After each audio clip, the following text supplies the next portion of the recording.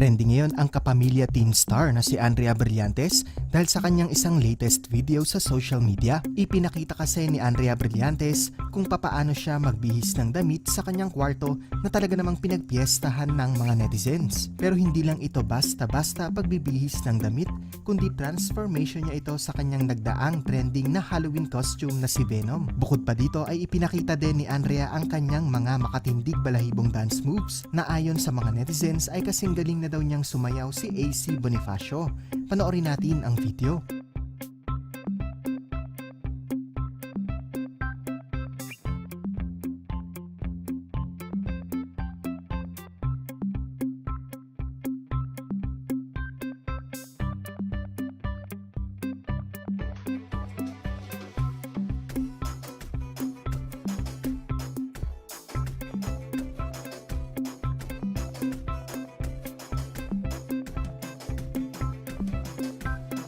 Hindi may kakaila na trendsetter talaga si Andrea Brillantes sa social media, especially sa TikTok. Kaya nga tinagurian siyang unofficial TikTok queen ng Pilipinas dahil bawat post niya ay milyon-milyon agad ang views. Hindi rin may kakaila na sobrang galing na sumayaw ngayon ni Andrea Brillantes di tulad nung mga unang practice sessions niya noon sa GeForce Dance Studio.